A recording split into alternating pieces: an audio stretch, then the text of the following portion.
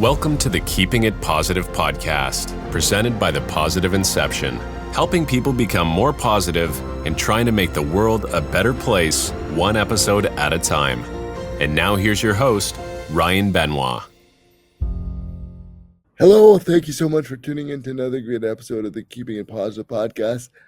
This week's episode was another amazing one with Dania Johanson. She's absolutely awesome. Such a breath of fresh air, such a great person with so much energy, and she just cares so much about others. And that's why I wanted her as a guest on this podcast. I think her career speaks for itself, but more importantly, she's such a great, genuine, caring, compassionate human being, and she's just absolutely awesome. Every time you see her, she's always full of light, and she's always so personable and energetic, and everyone loves being around her. And I think that's why she is who she is today. She has so many great characteristics, and we in this episode we talk a lot about that. We talk a lot about her life and her experiences, and all the amazing things that makes her her. We also talk about her career and also her teaching career, teaching the championship selling class at Laurentian University, how it comes kind of full circle. And I think she's the perfect person for this course, taking over for the wonderful Tom Blake. But she's so knowledgeable, and she gets it. And I think her teaching the next generation of students, I think the world is truly in a better place.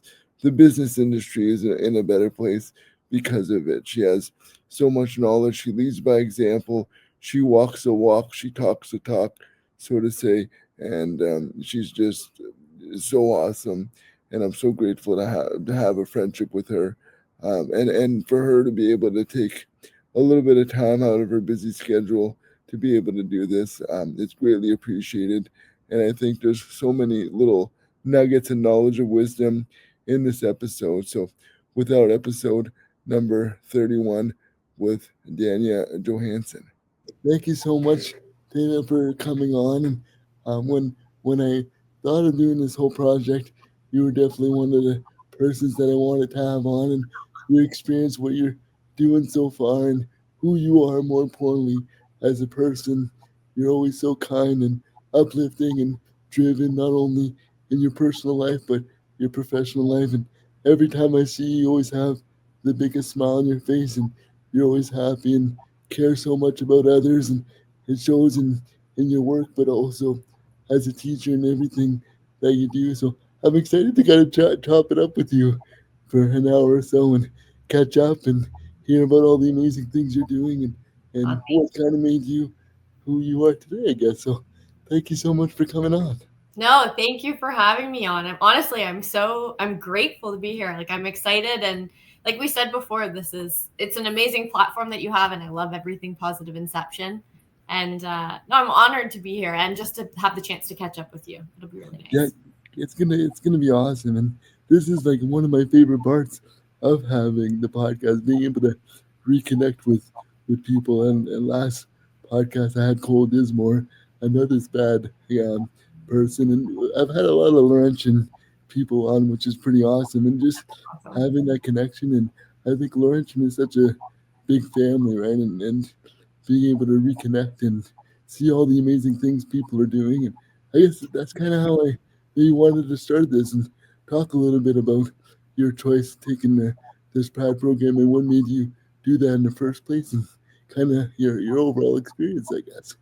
Yeah, I think it's been like an overall theme across my career, and we'll talk about some of the career decisions I've made later on. But I think I've always thrived in like a smaller community where you have more of an opportunity. I used to think it was about creating impact with like a smaller group or like a smaller program like SPAD, which is what drew me to it. But I think it's more about the relationships that you build for me. Like, and that's a huge part of why I love the sales class and my job is the connection. So I think the thing that impressed me the most about SPAD was how tight-knit of a community it was when I came and toured Laurentian and met some members of the program right away. And I think, I felt at home. So Yeah, super grateful and happy about that decision for sure. And I think like SPAD has that home feel, right? And Totally. everyone knows each other, and it's such a smaller groups, right? And it's easier to be able to meet people and build those relationships. And with teachers too, it's not just like a number, right? It's like you're a person. And I think you deal with it right now with being a teacher in the SPAD program in the sales in the sales class. And I wanted to talk a little bit about that too, maybe later on. But I think that's what it's all about, right? In business and life in general, it's all about building relationships and really getting to know people. I think that's why I love business so much, is being able to really get to know people and get to know customers that eventually become really good friends. And I Totally. think and you know that in the business world too, is you being a lot in sales is about building relationships, getting to know people, and really understanding what people need, and so on and so forth. And I think business and life are so synonymous, and I think that's one of the funnest parts about it. I agree. 100%. I agree. You and I feel like are very in sync on this, like on the Yeah. relationship side of things being super important. Yeah, completely agree. It's what makes an organization great, I think. And I think like with having like a when you talk about having a great organization, it's about having the right type of people too, and Totally. I think those experiences as well, right? And one of when I was doing research on to do this talk with you, I noticed that you did an exchange program when you were in Spain, and I thought that Yeah. was so cool going to Austria. And I wanted to kind of talk a little bit about that, because when I took the SPAD program, I don't think I would have done it because I'm too much of a homebody. But I think that's so cool to be able to have that opportunity and travel abroad and like witness a different culture and learn in a different way as well. Yeah, it was amazing. Like I'm happy you brought it up because I don't get to talk about it as much as I'd love to. I had an amazing experience. We were actually Jen Thomas and we were the first students in SPAD to go on the exchange. The SPAD program was, yeah, they were going through an international accreditation, the SPAD program. You may have been a part of it if you remember. Some of us were interviewed, alumni, and things like that through this process. And they met all the qualifications except for they needed an exchange program to make this accreditation certification process happen. So they threw this exchange program together, the SPAD program, really quickly. And we ended up going for a year. It's now only one semester, and we were there for two. And it was fantastic. Like Jen and I had the opportunity to travel a ton. They structured our classes to create more opportunities for us to travel. So No we might way. have yeah, it was really cool that they did that. They would do, for example, we'd have a class that was every day, 8 hours a day for a week. And then that course would be done. So we'd have like blocks of, 4 or 5 days where there were no courses. So we traveled all over Europe. It was fantastic. Like it was such an amazing experience. And the town we stayed in was really small, like a little mountain town in the Tyrol, really close to Munich, and in Bavaria, Germany area as well. So yeah, it was fantastic. Like made some lifelong friends. Jen actually got married a few weeks ago, Yeah, I and saw that. yeah, one of the girls that we met in Finland came all the way to Ottawa to be there for her wedding, which was cool. No way. Yeah, How special is that? super special. It was That's really, really fun. amazing. And Mhm. like and that's just an example of like when you get opportunities in life, just to make the most of it. It's not just about school. It's about being able to meet people, learning about the culture, learning a different way of life, and a different aspect of maybe sports too, right? Which is pretty cool. Yeah, exactly. Yeah, I got the European side of sports, which was awesome. Yeah. Did did you take like different classes as well, or? Yeah, we did. We took a few like sports marketing classes, and it was just interesting, like even the academia and the studies behind sport business in Europe was really different than North America. Like it's almost more of a part of their culture and their religion over there is like soccer, and the amount of money that gets thrown into that sport is totally different. So it was cool. Like it was a cool, like different take on some of the same courses we took in Spain. And I think that's like a cool perspective to have, right? And excuse me, like a whole different country. But like, did you find that experience when you came back to study here in Canada? Did that like experience help you, like give you a different perspective? Tons. And I work for a really global company now. Hmm. We have employees like all over the world and a big presence in Europe. And I find it's given me like a lot more just awareness of different people and countries and culture, and great like talking points, like ways to build connections with people because you've been to a niche little country that lots of people haven't been to, or Yeah. someone from a town where they grew up. And I think that's always kind of fun. Like you can build relationships based on those experiences. And and it can be like a good conversation starter, right? If someone is from a different aspect of it, oh, Yeah, I visited this, or I know a little bit about this, and like you said, you can build a connection, and then it's kind of like a break the ice, so to say. exactly. Oh, that's so cool, and I think like being able to hopefully you can like travel there again and reminisce So about the good old days too, right? exactly. I haven't been back and it's almost coming on 10 years now. So that would be really cool. You'll have to do like a 10-year I know. anniversary. I'd love to. Oh, yeah, you should. You definitely have to for sure. But Love to. like, even with this bad program and after graduating, like being able to do what you've done so far, it's I think like doing my research, you started with the Brina Group, right? Yeah. Yeah. So working with like a smaller company, and now you're now like I think what because when I was in SPAT, I actually did like in the sales class that you teach now, which is cool. I did my job shadowing with Mr. Nabrina, Mike Nabrina. Oh, no way. It's kind of a small world, but his son Adam Debrina, he's a really good buddy of mine, so that's how I got the connection. But That's he awesome. is such an amazing guy and so much knowledge, and he works so hard, and what he's able to build and continue to build is pretty awesome. But I wanted to kind of talk a little bit about that, like starting off in a smaller company, a local company, having that feel, and now working. You've done multiple jobs since then, but like having that as a foundation, I think it couldn't have probably worked any better. Yeah, honestly. And I think one of the things I take out of my time at Debrina Group, and I spent a lot of time there. I was there for my internship. My fourth year, I worked there the whole year and spent a couple summers. I loved that organization. And I think it's such a family oriented organization, and again like this culture of like a smaller company where the people really care about each other and they all live in the same community and they were really community oriented. That stuck with me throughout my career. Like I always want to work somewhere, and I think a part of that is coming from like the support I felt at Debrina, where there's just this energy of people that are go-getters, really smart, but at the end of the day care about the people you work with a lot, and they want to see the best for you. And then I think that just fosters a better environment. And so whenever I'm, seeking out a new organization or step in my career, I look for organizations that feel like that have the same kind of, rooting for each other, community kind of mentality like Debrina Group. And it's cool that you've been able to kind of find that, right? And and being able to follow that through is building a community. I think that's what makes great companies and great organizations. How they're really family oriented and really care about their employees. And going from Debrina, like you started to work in the mobile industry, I kind of wanted to talk a little bit about that and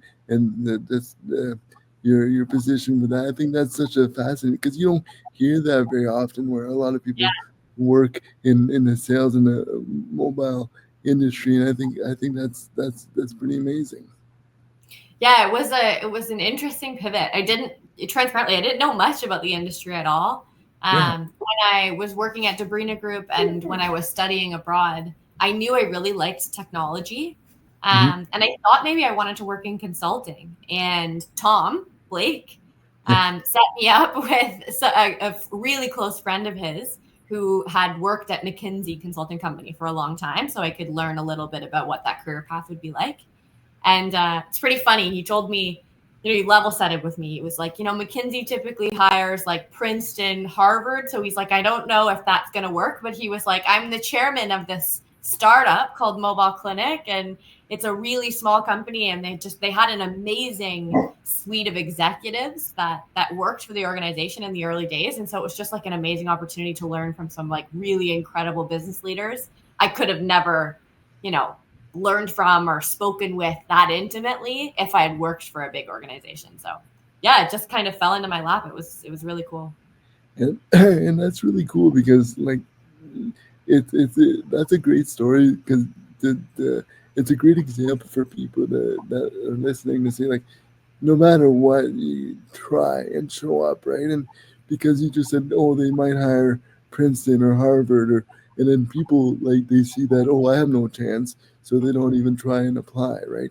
Yeah, And sometimes you gotta try because you don't know if you don't try, right? And it might turn out better than you can ever imagine. And I exactly. think that's a really good like example of that is sometimes we feel intimidated or we feel overwhelmed or like, oh, we're not good enough. But who knows? Maybe you are good enough, and maybe that's exactly what you're looking for. And when you said Harvard, I thought it was funny because Dr. Ellis, she would always say like Laurentian University is like the Harvard of Northern Ontario. It would just make me laugh. I love that. Hey, it's fair. It's fair. And it worked out, but it was a Yeah. funny joke at the time. It was like, oh, Laurentian, Harvard. Yeah, I actually talked about this with Cole on the last episode. Is we did a case competition. We went to Philadelphia. It was like a sports administration case competition. We had a case that was presented to us, and we had like 24 hours to solve it. But we were going against like those schools, like Harvard, like Princeton, like all the Brown, like all the big schools, all the Ivy League schools, and then there was us. And I thought Love it. that was kind of funny. I'm gonna tell you a story. I'm pivoting, but you'll like this story. I talk in my sales class all the time about just like being aware of your skills and things like that when you're up against other organizations or universities that are maybe more prestigious. And when I was at Mobile Clinic, I was in a position to hire interns all the time. We had a really cool internship program, and we would reach out to like the Queen's business programs, and we'd reach out to MBAs, like master businesses, like lots of really prestigious organizations and higher level education for business students for our internship program. And I would reach out to SPAD, and I would send the job posting out to SPAD students, and we'd get some Ivy students, some Queen's students, some MBA applicants, and then we'd have a group of SPAD. And they were hiring to be an intern for a CFO at the time. And I remember once it came down to two candidates, and one of them was in SPAD, and they did a business case. And it was a Queen's student did this business case, and the numbers, like the business case numbers, were immaculate. Like they were perfect. Every number was right. The calculation was fantastic. But they really struggled to build the relationship with our CFO and like explain in human words why the business case was meaningful, provide the right level of context, or help kind of just very clearly or concisely explain like the outcome of the case and their recommended approach. And the SPAD student came in, and they were so charismatic and shook their hand, and they were so kind, and I'm so excited to be here, and very passionate about their business case and what the suggested approach was. And the numbers were very wrong, but their energy was just so high. And Yeah, we ended up hiring the SPAD student, which I thought just spoke to the fact that maybe there's pros and cons of some of these like more Ivy League schools. And I think SPAD has some really cool qualities that if you know them and you're aware of them, then can really push you through to success. So, and I think that's a huge thing about business, is about being charismatic and confident in what you're doing, and confident as a person, and in your business, be passionate about it. I people tell me that all the time when I come to the store. They talk about like my business or whatever. Like like you really care about this, or you are the brand. And I think you got to believe in yourself, and you got to believe in your skills, right? And everyone is special and unique in their own way, and everyone has like I can one of my accountants that I work with all the time. He's a SPAD grad too, Joe Riley, and he's the most charismatic guy, and like he's so confident, and but he's like, and like when you talk to him, he pumps you up, like He's Love like a it. Tom Blake, like you can go through a brick wall after you talk. Like So true. sometimes, sometimes I feel like I'm not doing good, and I talk to him it's like I'm doing awesome, I need an ego boost. Yeah. and he's the type of guy like he's loud, right? Not by purpose, but like he just has that in them like that. I don't know how to describe it, but like I guess charismatic. But like if you present yourself in a way and you're very confident and like you look people in the eye and you're present, right? I think that goes a long way. And I think if you're really prepared, they always say like luck doesn't exist. It's when opportunity and Yeah. preparation occurs, right? And like this bad student, the numbers might have been off, but he was prepared, and or she, they were prepared, and I think that goes a really really long way. You don't know what can happen as long as you try your best, right?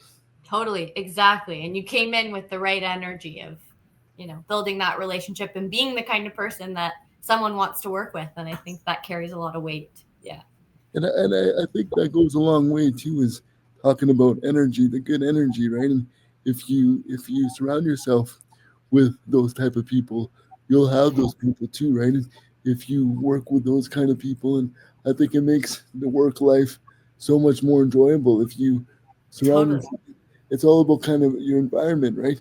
Building your environment. Like when you think about it, a plant can grow like in a rocky environment with no light, with no sun, nothing like that. It's gonna die right away. But if you give it in a proper environment within the right soil, with the right water, with light and all that, it's gonna bloom into something really special. And I think people are kind of like that too. I love that analogy. Mm. And I think when like when I start when this has well it kind of has something to do with it, but not really. But like the logo of the brand is a seed, right? Because that was kind of the whole idea. Because the inception, it means like to start at the beginning of something. So whenever you want to start something or do something new or help someone, you always have to be positive and have positive thoughts and good intentions and so on and so forth. And when you plant a seed, it's the start of something new, right? And you need water light to grow, and you need that right environment to be able to flourish. And human beings are kind of like seeds because you need people around you to help you grow and encourage you and help you along life, so to say. I agree. I think we all have those people in our career that helped us. And I was Mm, I was wondering if you could see it. I don't know if you can, but I'm repping my positive yeah, inception gear from last year. I love this sweater, Ryan. I wear it the, every day and I get so many compliments. yes. It's my Well, favorite. I hope you don't wear it every day because people are gonna be like, you only have one Where's sweater. your other sweaters? I love it. Like I honestly, it's the best. It's so cozy. And I work from home, so Oh, I'm there you go. sweaters pretty often. When I logged on, I was like, I think she's wearing that sweater. Yeah. Yeah, I Because love it. I remember, I think it was like when Canada Post was going on strike or Yes. whatever, and I was like, it might take a long time to come, but it all worked out. It worked out perfectly. But I, uh, when I do these podcasts, I always go off track. But I wanted to ask you, with the mobile clinic, Yeah. I always try to ask a question about every kind of stage. But you were a manager of business development, and I Mhm. wanted to kind of ask, what were some kind of the biggest lessons that you learned about building partnerships and growing the business in such a competitive space? Yeah, I mean, I think it's a good question. I think the biggest thing, honestly, we talked about this a lot, but it is about relationships. And Tom, he'd love this. I think it's not just about relationships, but it's about creating value, especially Mm, in business development. So obviously, you want to work with someone who you like, that you have a good relationship with, and that you can trust. yeah, But at the end of the day, in like a business environment, I think a lot of the time it's about, can we both create value for each other in this partnership to make it work? And I yeah, think really understanding how not to just think about the value this organization creates for me and trying to kind of take the salesy approach of building out the relationship and really thinking about how can I position this to add value or create value for this organization when it came to development of a partnership or an opportunity in that lens. I think once I learned that art, it really helped me, especially in a small business where, we didn't have a lot of brand recognition, especially in the first few years. So we had to get really good at, understanding how we were going to add value to the brands and the partners that we worked with. And I think that's so true. It's like I think business is about that, building relationships, and with obviously that we said that before, but adding value, providing a service or a Right. product that adds value to others, right? And I think whatever business it might be, I think the good businesses or the good brands or whatever, it gives value to others, and it makes people want it. It does something to them, right? And for me, Totally. I always try to promote the brand as it's more than just clothes. It's a positive mindset. It's that to promote being your best self and so on and so forth. And I think having that positive perspective, it really does wonders. But I think like when like listening to you talk, and brings me back to those sales days, and Tom always saying like, do whatever you do in life or in business or whatever, provide value to Yeah. someone. And I think Yeah. and I think that's so relatable to life itself, right? And whether you're who you are as a person, and it's not about us; it's about how to help others and how Right. to make people better. And I think that's what business is about. It's not about what is it in it for me, right? And I think if a relationship with friendship or a spouse or whatever it may be, like it's not just about you. It's about the both of us or the group, right? And yeah, kind of a funny story, I guess. It just made me think of it, but this a lot of the times when I deal with people in business, like I get really like not upset, but annoyed when it's just about them. Like the other day, I had an example of made a huge clothing order from a company I deal with a lot, and they had like My dog at quick. oh, that's okay. The company, they I ordered a bunch of items, and they had like 3/4 of it back ordered, and instead of like working with me and saying, oh, I'll add this instead or I'll add that, they shipped it without me knowing, so I'm missing like pretty much the entire order. I was like, instead of Oh my God. being focused on making the sale and working together, like you should have just asked me and I would have made arrangements. That's the question. Yeah. Now I have like 10 extra larges and no other sizes. So it's kind of hard to deal with that. But like, I feel like you should always kind of work together. Like, if you can help someone, like the more you help others, the more it helps you, right? And like working together as a team. And I think that's why you and we like SPAD so much. Is like sports and life are so synonymous, right? And working together as a team, you can't win something special just with one player. You need everyone to kind of buy into the system, right? And I think I know I'm going on a rant. No, I love this. It makes me think of that quote, like Yeah. being like greater than the sum of your parts when you're together with someone, like creating a partnership that makes you both better. Like in team sports is such a good analogy for that. Like it makes Mhm. sense. And being like now like when I kind of think about that is being able to, I guess, to answer what the question I asked about in a competitive space is kind of working together as a team and providing value. Now you're at uh, MCE Systems, and I kind of wanted to talk a little bit about that too. I think this is so fascinating, but talk a little maybe for people that don't know what it is. First off, kind of maybe talk a little bit about that. Yeah, so MC Systems, we're a software company and we build software for telcos. So TELUS, Bell, Rogers, they would be our big, target customers here in Canada. And then we have a presence that's international as well. And I work on a customer success team. So I work directly with the customers that we have or the customers we're building relationships with in Canada. And my job is basically to make sure that those customers are happy and to help add value to them as much as possible. We have lots of products and suites and innovative ways of working together with our customers. And so my job is just to work with them well to add value so it fits in nicely with kind of the theme of the things that I've enjoyed in my career so far, which has been Yeah, great. I think that's kind of like your bread and butter, right? Yeah, Is bridging the gap and making sure everyone is satisfied and making sure everyone is getting the best service possible. exactly. And thinking of new ways we can innovatively work together. That's the part I love the most. It's like the strategy, asking questions to figure out where we can add value and how we can help. Yeah, Yeah, and kind of like Tom would always say, getting out of your own head. exactly.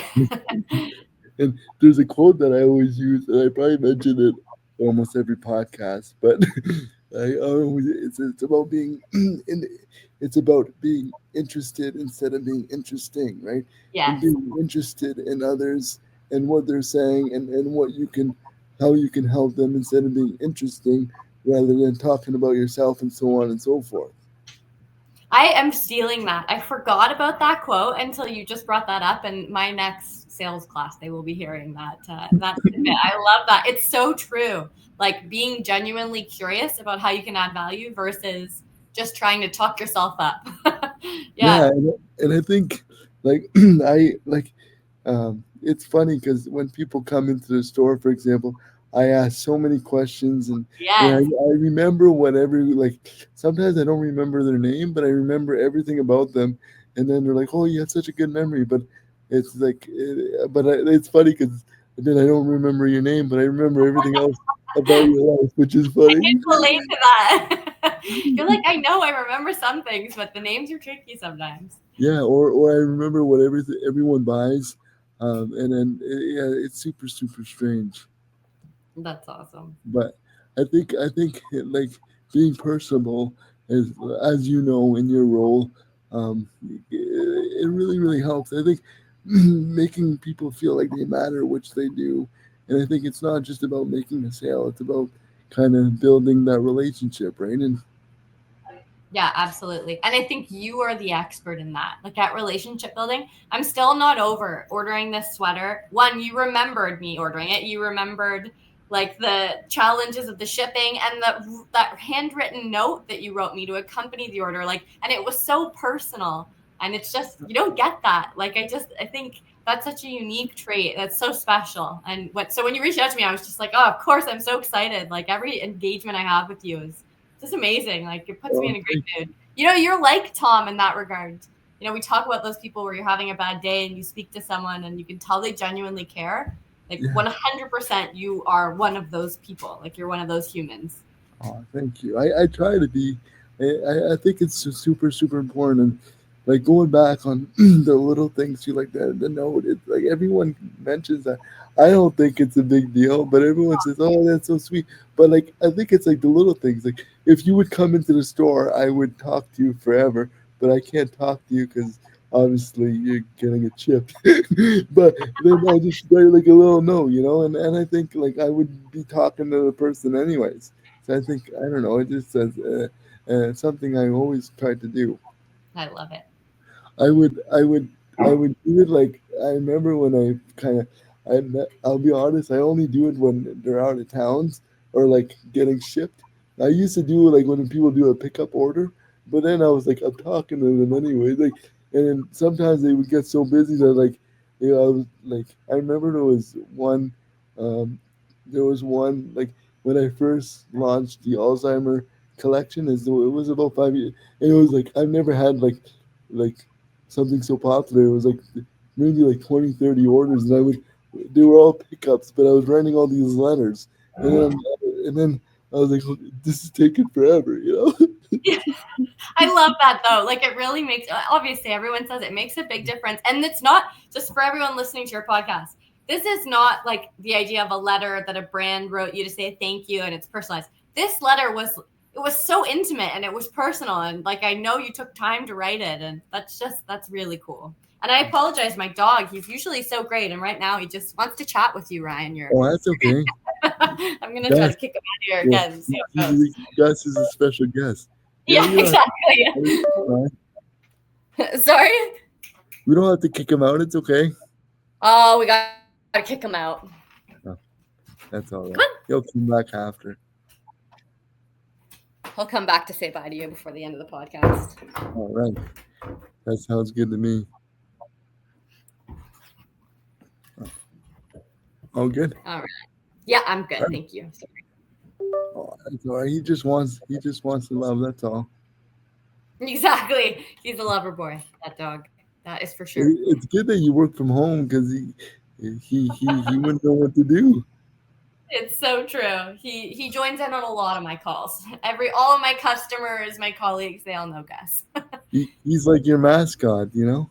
Exactly. It's a good way to put it. That's awesome. But like, because I wanted to kind of go back a little bit because like I said, I always kind of ramble on, but I kind of want to talk a little bit about like the role you're doing now, and like I like because your role is so personal with such high level clients, and I kind of wanted to talk a little bit about like maybe what are some key traits for you think that makes someone great in your type of role. I think it's funny. I was just talking to some of the students in the sales class about this, but I think Mm, like authenticity and just like a genuine passion for people, I think really helps people in this kind of a role. yeah. But I think that's a big misconception in sales or customer facing roles, that you have to be the most, outgoing, confident person in the room to succeed. But I think authenticity and like a genuine, wanting of the best in people and wanting to make connections will bring you farther in this kind of a space, in terms of Mm, building relationships and developing cool partnerships. And we had Matt Wilkes, who you know well as well, yeah. come and speak to my class the other day, No, and no, he like just really reflected all of that, and he's killing it. Like he's doing amazing in his role. And yeah, what's he just doing asking now? that, think of that. He works for the PWHL Oh, in their cool. partnership division. Really That's cool. awesome. Yeah, and just another one of those humans that's just like, very positive and great at relationship building and super genuine, a really authentic, genuine person who, when you talk to, Yeah. you feel like they want the best for you. I think Hmm. those kinds of qualities, when you can take that from your personal life into your work, really makes for successful people, I think. Yeah. And I love that when you said like the authenticity. Hmm. And I think that goes a long way, and being doing things with the right intentions and Right. being authentic and trying to stay as positive as possible, and through like sales and merging relationships and making sure everyone is good. And there's probably sometimes that they're tough days, right? And there's unexpected challenges and clients, and you've been such a positive person throughout your whole life. Like, how do you deal with like tough days or unexpected challenges, and how do you stay kind of motivated? Yeah, I think it's a great question. And I think we're all going to get frustrated sometimes. Like, life is busy and work is hard, and especially in customer success, like things break and your customers get upset. But I think if you can hold on to that, you know, being a people oriented person and being a genuine, authentic person, when things get tough, work is a good example. If something breaks or a project doesn't go as planned, if those people, your customers, are cheering for you because they like you as a person, that really helps kind of move through the world with some honesty, transparency, to help kind of overcome challenges, I think, in your career. So, Mm. yeah, I think my advice would just be try to keep that positivity and that authenticity even when things are challenging, because it really, honestly, I think it helps more in those times, when you're struggling or things go wrong. And I think that's so true. Whatever we deal with in life, and it's all about our outlook and our perspective, right? And being able to have that positive perspective when things go wrong, and there's always something good that comes out of it. And I think people understand too. And sometimes, in the heat of the moment, you just like you get upset, or but and then you realize, you take a step back. It's like it's not as bad as you think it is, you know. And like you can only control what you can control, and you can only control how you react to things that are happening. And I think trying to always kind of remember that, and having that positive approach and that good communication and that good leadership, to kind of push through in a positive way. Yeah. I also think another thing that's helpful too is especially for people that are out looking for jobs and thinking about the next role, is try to find, like, I would often prioritize leadership in whatever organization you choose to work with. So when you have leaders that you can trust, that you respect in those times where it's really challenging, I think that helps a lot too. So I would always tell people to prioritize that. Like, even if an organization is amazing, but you don't think you'll jive with the leader, or maybe it's not the perfect organization for you, but your leader or your mentor or boss in that organization would be someone who you really admire and could learn from, I would, Mhm. think twice about choosing that opportunity. Because in my career, I've been grateful to have amazing leaders and people behind me. And so when things get hard, I think that helps a lot. Yeah. What kind of, like, that brings me to a question I kind of just thought of, but what kind of leadership, like, do you gravitate towards, or what kind of leadership style do you like to have? I think I don't know if I could like pick a type of leader. I've had lots of different bosses and mentors across my career. I think for me, like, really, I thrive with really strategic people and funny people who like people. It sounds kind of funny, but I think the people who you want to go have a beer with after work, and you can Yeah. crack a joke when things get hard. That always, makes things a little more fun. And I love working with people that are smarter than me.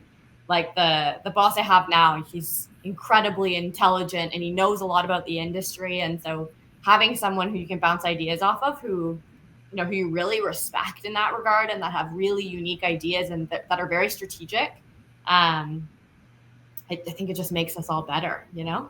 Yeah, yeah, it totally makes sense. And when you were talking, it made me think of two things. When you said, I've had a lot of different leaders and leadership styles, which is a good thing because you can take a little bit of each person and make it into your own. And then a little bit of them are in you and in your work, how you approach things, right? And I think I utilize that with my friend group all, like, there's so many people. I'm so fortunate to have so many great friends, but like I have a little bit of all of them in me, and Yeah. I think that's what it is about building a good team around you, or building a good mentorship team around you, good role models to have people that you can bounce ideas off and feel comfortable. And also, when you said surrounding yourself with smarter people than you, and there's always that great quote. It's like, if you're the smartest person in the room, you're not in the right room, right? You need, Yeah.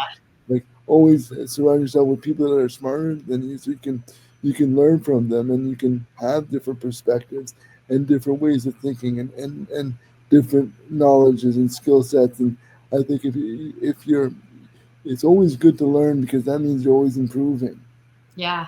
I love the point you made. This is good. You and I, we're gonna just vibe off of each other the whole Yeah. conversation. I could talk to you for hours. The way you said, like, different people. I also think, looping back to my study abroad, that's another thing I really gravitate towards, and like I hold true to myself, is that it's good to work with people that are different than you, and it's good to have friendships with people that are different from you, because it just brings a totally new perspective to the picture, and it adds value to you in that, like, if you don't think in that way, or your brain doesn't work the same way as that person, Yeah. you're going to have a totally new perspective looking at the exact same scenario. And I always love when that happens, like in work and in business. I think like those kinds of relationships are super valuable, and I think sometimes people can get maybe frustrated working with someone who's a little different than them. um, I would encourage everyone to try to embrace it, because you learn so much from those people. Yeah. And I think it's a good learning experience in multiple ways, right? And being able to work with different people with different thought processes, it allows you to learn differently, and see a different perspective, right? And see how they see. And I find that's such a interesting point. Is like looking at the same problem, but you see totally different things. And I'm sure you see that as a teacher now, is Totally. teaching, and then giving every group, for example, or everyone a different, the same assignment, but everyone has a different results. Or if for game day, for example, how everyone has a different scenario, or a different company, but year after year, that if it's the same company, then and with the same problem, there's totally different ideas, right? And Totally. I think that's so fascinating, and it's good to be able to learn from that, and it's good to differentiate and have a different perspective, because I think that's when you grow, you learn, you improve. 100%. Yeah, it's good. We should all try to embrace differences. It's so true too. Teaching, like you really see that. You have an assignment, it's the same, assignment for everyone, and students come up with the most amazing, approaches to the same project, which I love to see. Really cool. And I think when having that, being able to be able to teach and do that, and I kind of wanted to talk a little bit about that too, is kind of how that came about, and going back in the SPAD program, but in a different aspect of it, in a teaching role, and like what was it about you that kind of really like that you wanted to kind of take on this new responsibility or new career, so to say? Yeah, I think it was a couple of things. I mean, I think in the beginning, I learned so much from that class, and Tom was such an important person in my life and in my career in terms of my growth and my mindset and things like that, that I wanted to take as much as I could out of the sales class. So I started by helping Tom, like just being more involved as he was teaching the course. And through that, I really fell in love with the ability to teach these students and have a relationship with SPAD again. I think that's really special. And I tell my students, like at the beginning of every class, I'm genuinely so honored to have the chance to meet all of them and to teach them and to deliver this course that's just really special, I think. Um, Mm. yeah, so it didn't start really as me seeking it out. It started as like a bit of a helping Tom and just trying to be more involved in the program. And then it just, yeah, it kind of ended up this way. Yeah, and I think like if you would ask any single person that took the sports administration program at Laurentian, they would probably say the championship selling course was probably one of the most helpful and most like practical courses that we took. But like I guess for people that are kind of listening that might not know, like it's not hard to explain, but it's like a real world. Like Tom Blake is one of the most amazing guys you'll meet. But like I guess to kind of explain it in the sales class, the championship selling class, and I guess you're the teacher, so you can explain it more than me. But it's like more like a real life scenarios that are teaching you the fundamentals of selling properly and building relationships and so on and so forth. Yeah, exactly. You nailed it. That's exactly it. I tell our students this class isn't about your grade. This class is about giving you opportunities to build your skills and to build a network and to hopefully help you get a little bit closer to getting a job and to learn about relationships, whether you're going to be in a sales role or not. I think the skills of a salesperson and in creating values and building connections applies across the board. And it's just a really unique take on an academic course that focuses more on creating opportunities for students to try, delivering a sales pitch or learn in a real business environment, which is cool. And I think that's so key, because I remember when I was a student, I'm still kind of timid to some extent, and I don't want to like I would never want to ruffle any feathers, and I think this course kind of gave me this whole university experience really gave me like a different perspective, right? To try to be more confident, have a good mindset and a good attitude. And I think it gave you like yeah, you have your books and grades and stuff, but this really got you out of your comfort zone and taught you different ways and really how to communicate better with people. I remember like uh, there was a guy in our grade, and he was using the what we learned in the championship selling course to try to pick up a girl, and he's like, it worked, you know. He's like, oh, like I was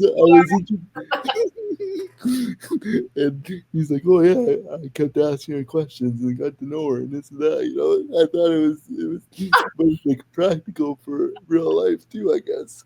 And now they're married, right? No. Yeah, probably not, because he was kind of a pro.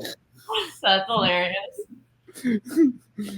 But it just goes to show, like, I think that course in general, or sales in general, or business in general, it's all about trying to have that good attitude, right? And that mindset, and having being charismatic and honest. And I think the best salesperson um, is honest, is being honest and being there for one another and caring about others. And I think that's probably one of the most frustrating things in business is when things don't go right and someone doesn't do something, or um or or, or like that example that I mentioned before, I like, people, not all people are like us, right? And Right. it's important to realize that it's like not everyone works as hard as me, or not saying that I work like crazy hard, but like not everyone is everyone is special and unique in their own way. And I think we got to realize that. We got to realize people's strengths and weaknesses. And if something happens, then I always say, like, what can I have done better? What can I do to fix this? Or if, like, not have a negative aspect. But in business, I learned very fast that not everyone is as honest as I would be, or not everyone does things with the same intention that I do, and Right. it's a good learning experience. But I think it's a good salesperson or a good business person is staying true to yourself and not changing for anyone and being as honest as possible. And I think, like you said at the start of this, is building that relationship, but what can it benefit both parties, not just one. Yeah. And I really admire that, Ryan. Like, I think we all, you know, we all realize later in your careers that maybe if you have the best intentions, sometimes you work with someone that's not quite the case on the other side. But I think Mhm. your whole brand and mentality is around, always being true to yourself. And if that's your truth, that's how you show up, even if others don't show up in that way. And I think more often than not, it benefits you to keep being positive and kind and truthful. And, even if sometimes every once in a while it doesn't work out, I would say 90% of the time it ends up being the right path. So sticking with it is a yeah, good way And to I, be. and Mhm. I think, like, what you do is, like, in general, and for people, I think if you do things because it's the right thing to do, it might be the hard thing to do, but it's the right thing to do. And all the right things to do, sometimes they're hard to do, right? And sometimes you think you did the right thing, it doesn't work out. It's like, oh, I should have did it the other way. But, like, Yeah, you can go to bed at night and say, like, I did the right thing, and exactly. you can live with it, right?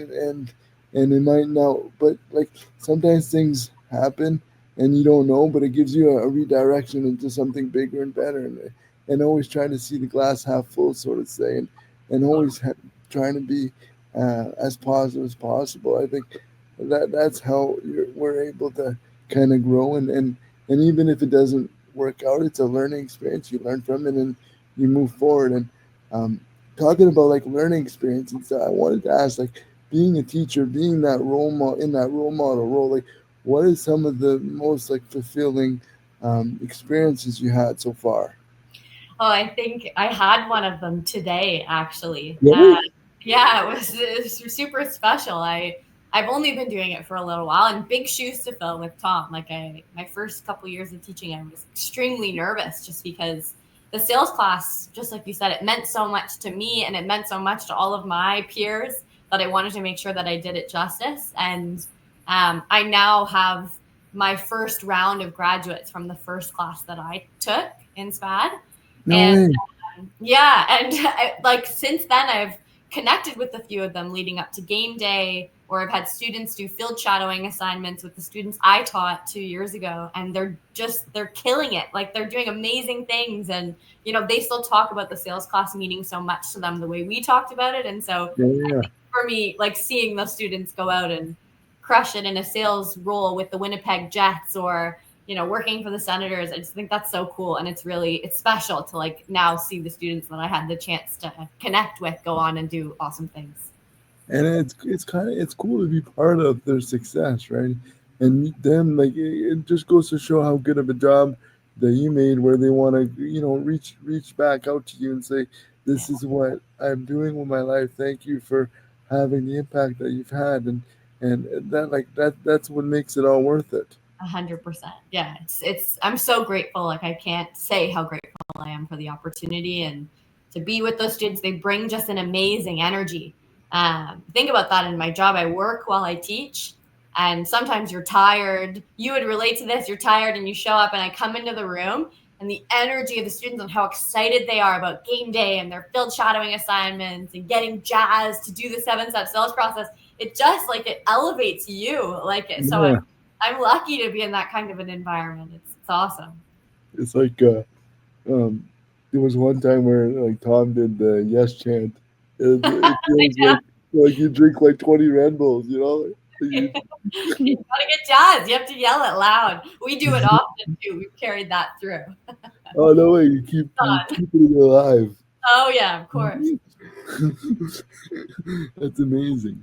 And I think it's important to keep traditions alive and things that work and then put your own spin on it too, right? And I wanted to kind of talk a little bit about the like being in the overall sales industry, like for the youth. And I wanted to kind of talk a little bit about like maybe with some pieces of advice you would give someone that's entering like the sales industry or any industry, like what would have helped you when your younger self? I think I think a big piece of advice that I have is when you're new to the sales industry or you're applying for jobs for the first time, you're never going to be the smartest person in the room. That's hard. You know, you're competing against people that are really experienced and you're new. And I think as much as possible to take yourself out of being, nervous or timid and just being genuinely excited to be there and grateful for the opportunity to interview. I think that kind of energy goes such a long way. And I Mhm. think especially now, I think lots of times people are nervous or anxious. Sometimes it comes off as, they don't want to seem too excited or, passionate about the role. They want to seem kind of cool. And I always think when we're interviewing for people and someone comes into the room and they're so excited to be there and they're passionately talking about why they'd be a great fit for the job and that they're excited for the opportunity to be there. It just, it creates a great energy. People are usually hiring for personality um, than anything else. And so that kind of energy and vibe goes a long way. So focus on that. That would be my advice. And I think like where you focus your energy, that's where it goes, so to say, right? And being energetic, and I always like whenever I'm nervous, I do get nervous a lot for some Me reason, too. but I always say like when I'm nervous, I'm not nervous. I'm excited because excitement and nervousness is kind of the same feeling, right? And I kind of try to trick myself, and sometimes that helps a lot. Like if I'm doing a big speech, like I want to throw up, but I'm not. I'm like nervous, but I'm excited, you know. And I think if you trick yourself and think when you're nervous, it means that you care and you want to do a good job and you're excited about it, and just to try to do the best that you can. And I think excitement, having that energy. Um, is super super important and when talking about like interviewing and like the younger generation or new employees or anything like looking back on your career like you're interviewing people that are just starting, right, or want to start a new chapter of their life, and what's like a piece of it like what's a lesson that you've learned that you wish you would have learned earlier in your career? Hmm. I think I think one thing I've even just been working on in the last little bit is continuing to foster your connections and your network, um, even when maybe it doesn't make a lot of sense depending on the direction you're going in. So if you have a good relationship with your prof or with an old boss or a mentor of yours in your past career, like continue to keep those relationships strong. Um, Hmm. the world is small and you never know, and I think I think that's really important. I think it's easy sometimes we build out big networks and relationships and you can let, connections fall off, but try your best to like maintain those relationships as much as possible. I think what you're doing with the podcast is like an amazing example of that. Like this creates a perfect opportunity for you to connect with people, keep that relationship going. So like creative ways of thinking of how you can do the same, like for students that are approaching the business or in their first few years of their career. I think your network is what propels you. So so keep those connections going. I like that. Your network is what propels you, and I think to not like kind of never burn a bridge because you never Yeah. know when you're gonna pass it again. And I think that's so true to be able to always keep relationships. I think relationships is the one of the most special things that we can have in our lives. To be able to have the right type of people in our lives, to be able to build a nurturing life. Because if you do, you can never do it on your own, right? You need So true. people around you to be able to create some great memories and some great experiences and grow professionally and personally too, and having those key role models. And um, but who were some of your key role models, like maybe personally or through your professional career that kind of helped you or left a lasting mark? Yeah. I think the one that would be the most notable, that would be no surprise, would definitely be Tom. Uh, Mhm. he was my sales professor and then became a close mentor, helping me with my first job at Mobile Clinic, which introduced me to a whole series of new mentors that were amazing people in my career that are still super meaningful to me. Um, but Thomas continued to be like the person who I can go to if I need an ego boost, if I need advice on something going on in my career, or even in my personal life. Like we've developed a really cool friendship now, Oh, which that's I think is amazing. really special. So yeah, he's the person that comes into my mind immediately. But honestly, I've been so lucky in my career. I think I've been surrounded by amazing people, and it's been fantastic.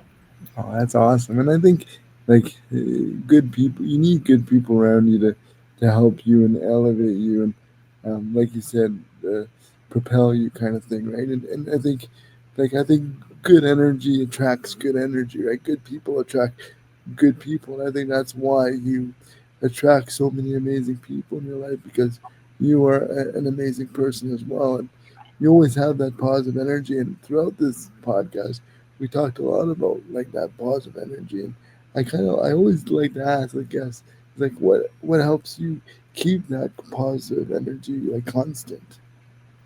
I think being around other people that have that positive energy is a really big part of it, and doing things that you feel. I liked your analogy about that, like nervous and excited. Doing things that Mm. make you genuinely feel excited.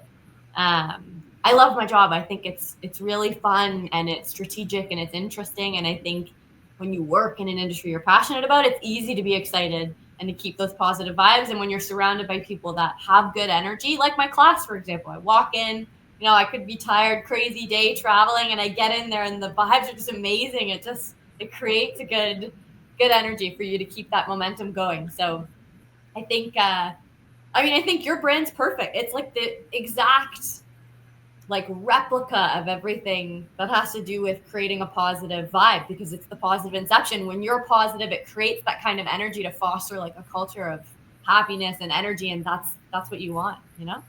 Yeah. And oh, thank you for saying that. But I think that's so cool. And not every class is like that.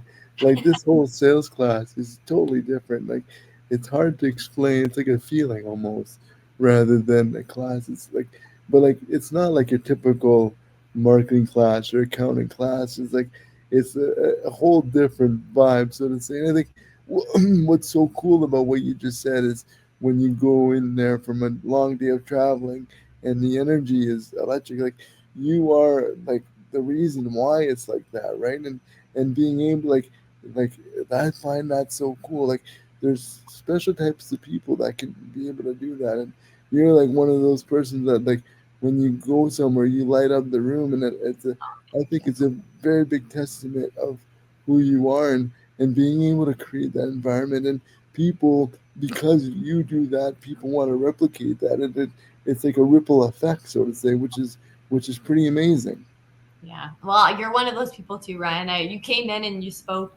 It was Tom's, like the doctorate, right? And you came and spoke to everyone, and people were talking about that for weeks. like just in how positive you were, and like the whole like teachings kind of your speech and what you were talking about. It's so meaningful, and so you're one of those people too. We need to get together more, just create positive Yes, vibes for a while. it'd I'll be pop into cool. the store. I'll be in Sudbury soon. It'd be cool to go to the class or something. And there was Yes. I've done like the job shadowing thing, and I thought that was so cool. And I was like, when he asked me to do it, I was like, I don't know if I'm worthy of it, but it was really really special. He nailed that assignment. I Yeah, remember that's that. awesome. But and I've already taken up an hour of your time, and I'm so gracious for it. It's an honor to have you on. But when the way I kind of end this podcast, I always ask a similar question, and I think it's perfect. But because when I already kind of mentioned it a little bit before, but like how much of a good person you are, and that's why I wanted to have you on here. And one of the questions I wanted to ask is, how do you want to inspire the next generation of good-hearted people because you're such a good-hearted person? Oh, honestly, I hope that I can inspire people by being genuine and excited and passionate about the work that I do and the people I get to spend time with. Like honestly, I'm so grateful to be here and to have the chance to speak like on a platform like Positive Inception. It's amazing. I think doing the kinds of things that you do every day to spread good vibes and like intelligence and this kind of energy to every room. That's what I aspire to do. So Ryan, I feel like you're my mentor in this. I hope to do what you're doing. And, It's and really nice to see you already do by being who you are. you. Thank you. So it's perfect. That's a perfect answer. The perfect way to end this. I appreciate it, and keep doing the amazing work that you're doing. And I can't wait to see you. You said you're coming to Sudbury soon. I'm coming to Sudbury in 2 weeks, so There you expect go. me. I got to do my We'll, Christmas shopping, so we'll have to connect. We'll figure something out. we will for sure. Thank you so much, Ryan. This was No really problem. Thank you.